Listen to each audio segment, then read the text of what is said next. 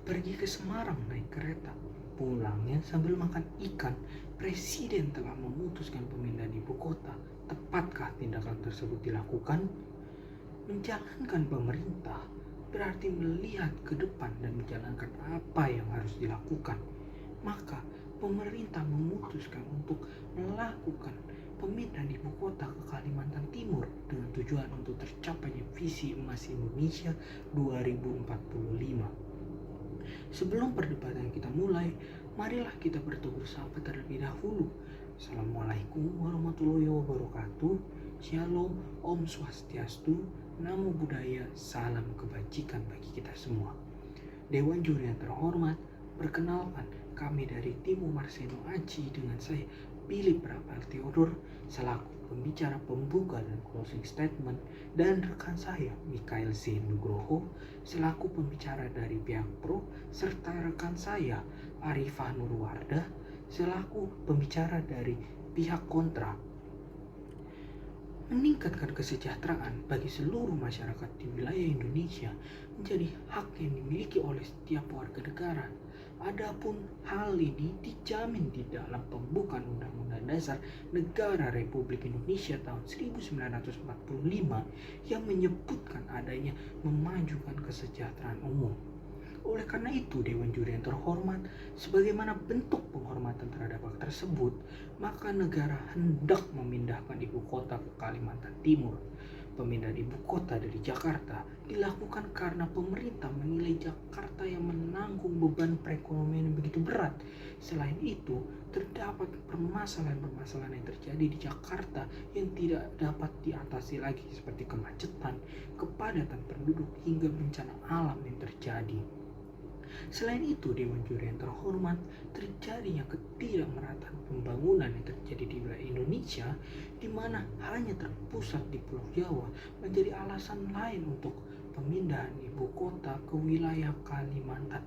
Hal ini dilakukan agar seluruh wilayah di Indonesia mendapatkan pemerataan pembangunan yang nantinya diharapkan terjadi kesejahteraan umum bagi seluruh masyarakat.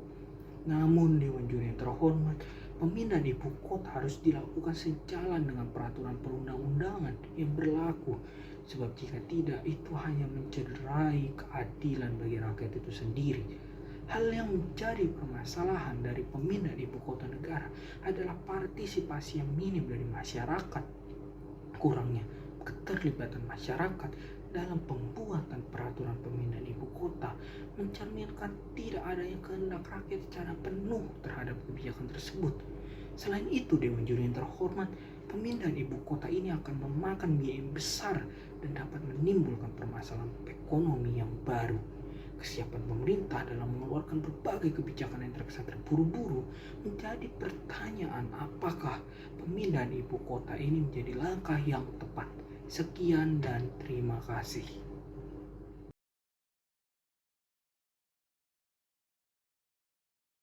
Equum et bonum est lex legum, yang artinya apa yang adil dan baik adalah hukumnya hukum. Profesor Sacipto Raharjo, Guru Besar Fakultas Hukum Universitas Diponegoro, menyatakan bahwa hukum harus digantungkan kepada kemampuan manusia dalam menalar serta memahami manusia untuk membuat interpretasi hukum yang mengutamakan nilai moral keadilan pada masyarakat. Maka dari itu, hukum harus pro rakyat, pro keadilan, dan bertujuan untuk kesejahteraan dan kebahagiaan. Dewan Juri yang terhormat, di dalam UU nomor 3 tahun 2022, di dalam pasal 2 disampaikan bahwa Ibu Kota Nusantara memiliki visi sebagai kota dunia untuk semuanya yang dibangun dan dikelola dengan tujuan untuk, yang pertama, menjadi kota berkelanjutan di dunia, yang kedua, sebagai penggerak ekonomi Indonesia di masa depan, dan yang ketiga, menjadi simbol identitas nasional yang merepresentasikan keberagaman bangsa Indonesia. Bila kita berkaca kepada ibu kota DKI Jakarta, maka dirasa menjadi hal yang mustahil untuk dapat dicapai. Hal ini didasari atas beberapa alasan, antara lain demografi Pulau Jawa yang dinilai sudah tidak layak menjadi ibu kota. Berdasarkan survei yang dilakukan pada tahun 2020, tingkat kepadatan penduduk di wilayah DKI Jakarta lebih dari 16.000 jiwa per kilometer persegi. atau setara dengan 118 kali lipat bila dibandingkan dengan kepadatan penduduk Indonesia yang hanya 141 jiwa per kilometer persegi. Kepadatan penduduk di wilayah Pulau Jawa, terkhusus di DKI Jakarta, telah menyebabkan banyak masalah sosial seperti kemiskinan, pengangguran, dan juga kemacetan. Selain permasalahan sosialnya yang harus diperhatikan, permasalahan lingkungan juga menjadi alasan mengapa ibu kota layak untuk dipindahkan. Seperti semakin susah untuk mendapatkan air bersih di Jakarta, dan bencana banjir yang sudah menjadi hal yang lumrah saat terjadi hujan besar. Selain itu, Kalimantan Timur memiliki kondisi topografi berupa dataran rendah dan landai yang sesuai untuk pembangunan wilayah ibu kota negara baru. Kalimantan Timur juga memiliki potensi sumber daya alam yang melimpah, yang apabila dikelola dengan baik dapat memenuhi kesejahteraan masyarakat. Potensi dan sumber daya alam tersebut antara lain potensi mineral dan energi. Energi berupa minyak gas bumi, batu bara, dan emas. Kemudian ada potensi hutan yang luasnya lebih dari 10 juta hektar. Potensi lahan non-kehutanan, potensi pariwisata, perairan, dan komoditas-komoditas unggulan di masing-masing kota atau kabupaten di Kalimantan Timur. Rencana pemindahan ibu kota negara ke wilayah Kalimantan Timur kami rasa sangatlah tepat. Selain permasalahan yang telah disebutkan, pembangunan juga terkonsentrasi di Pulau Jawa. Hal ini membuat adanya ketimpangan fasilitas-fasilitas umum bagi masyarakat di luar Pulau Jawa. Demikian pula dengan fasilitas kesehatan yang masih sangat minim di daerah-daerah terpencil. Hal inilah yang membuat Menteri Pekerjaan Umum dan Perumahan Rakyat, Basuki Hadi Mulyono, mendukung pemindahan ibu kota negara, karena pemindahan ibu kota negara akan membangun pembangunan infrastruktur di wilayah lain yang kini tengah diusung oleh pemerintah. Dewan Juri yang terhormat, mekanisme proses pemindahan ibu kota akan dipimpin oleh Kepala Otorita Ibu Kota Nusantara dan wilayah Kepala Otorita Ibu Kota Nusantara. Dasar hukum pelaksanaan pembangunan dan pemindahan ibu kota negara akan diatur dalam Rencana Induk Ibu Kota Nusantara dan dilakukan secara bertahap. Rencana Induk Ibu Kota Nusantara sendiri merupakan dokumen perencanaan terpadu yang menjadi pedoman bagi Otorita Ibu Kota Nusantara dan atau pemerintah pusat dalam melaksanakan persiapan, pembangunan, dan pemindahan ibu kota negara, serta penyelenggaraan pemerintah daerah khusus ibu kota Nusantara. Pada tahap pertama, yaitu proses pemindahan ibu kota negara dari DKI Jakarta ke Kabupaten Penajam Pasir Utara dan Kutai Kartanegara Kalimantan Timur.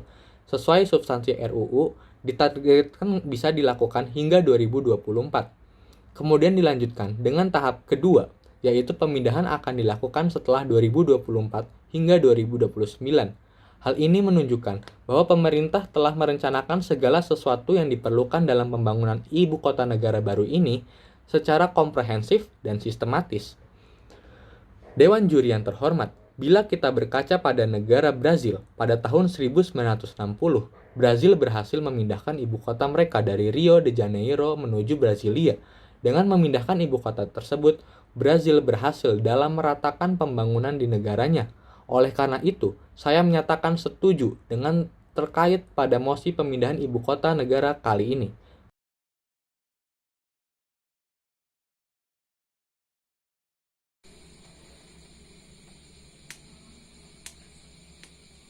Fakta sunt potentiora verbis. Perbuatan atau fakta lebih kuat dari kata-kata. Dewan Juri yang terhormat, rekan saya sebelumnya menyatakan bahwa pemindahan ibu kota negara dari Jakarta ke Kalimantan Timur adalah untuk meningkatkan kesejahteraan masyarakat dan dilakukan sesuai dengan Undang-Undang Nomor 3 Tahun 2022 tentang Ibu Kota Negara atau IKN. Akan tetapi, partisipasi masyarakat dalam pembuatan undang-undang ini sangat kurang, bahkan cenderung minim. Hal ini melanggar ketentuan Pasal 96 Undang-Undang Nomor 12 Tahun 2011 tentang pembentukan peraturan perundang-undangan yang menyatakan bahwa masyarakat berhak memberikan masukan secara lisan dan atau tertulis dalam pembentukan peraturan perundang-undangan. Masyarakat yang memiliki kepentingan seperti masyarakat yang bertempat tinggal di wilayah ibu kota baru maupun masyarakat DKI Jakarta yang terdampak seharusnya dilibatkan dalam pembuatan undang-undang yang dimulai dari tahap perencanaan hingga tahap pengundangan. Akan tetapi, menurut Lembaga Bantuan Hukum Samarinda, selaku perwakilan koalisi masyarakat, partisipasi masyarakat sangat minim sehingga RUU IKN menjadi cacat prosedur.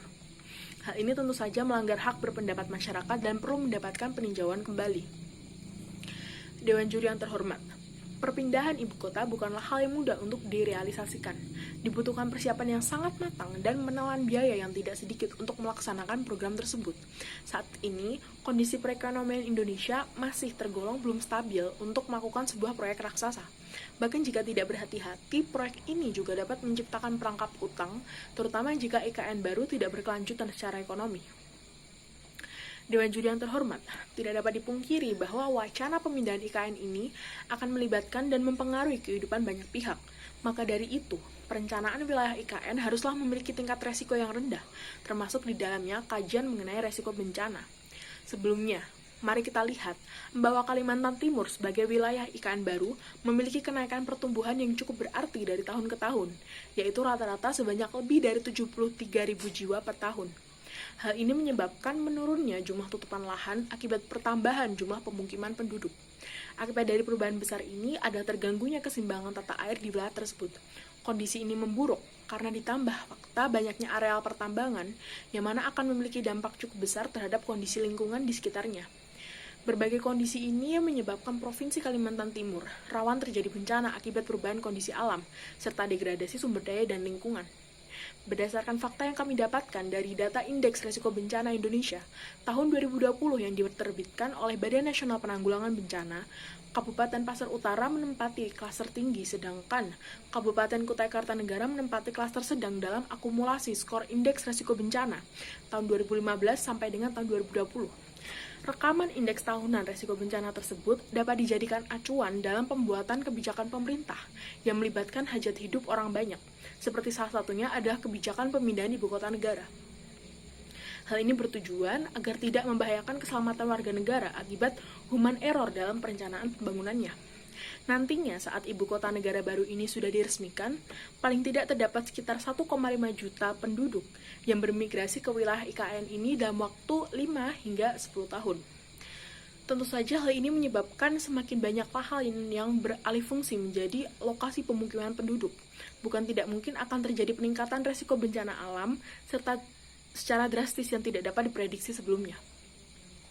Dewan Juri yang terhormat, perpindahan ibu kota bukanlah hal prioritas dalam menyelesaikan permasalahan strategis nasional, seperti pembangunan yang tidak merata. Kita bisa mencari solusi lain seperti meningkatkan pelayanan umum dan infrastruktur. Untuk masyarakat daerah sebagai contoh adalah sirkuit Mandalika, yang membuat daerah Lombok mendapatkan pembangunan yang lebih optimal dari pemerintah pusat.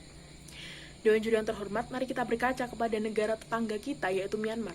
Myanmar pernah melakukan pemindahan ibu kota yang dimulai pada tahun 2005, di mana pemindahan ibu kota dari Yangon ke Naypyidaw dinilai sebagai program gagal, karena pemerintah Myanmar hanya membangun fasilitas-fasilitas tertentu dan melupakan pembangunan fasilitas umum bagi masyarakat. Akibatnya, tidak ada masyarakat yang ingin tinggal di Naypyidaw dan dijuluki sebagai kota mati. Kegagalan tersebut ditakutkan terjadi di Indonesia. Ambisi yang besar pemimpin yang tidak disertai dengan perencanaan serta pengawasan yang baik akan membuat ibu kota yang baru nantinya menjadi kota yang tidak sesuai dengan rencana. Dewan Juri yang terhormat, berdasarkan pemaparan yang telah disampaikan, maka secara tegas kami menolak mosi pemindahan ibu kota negara Indonesia. Sekian, terima kasih.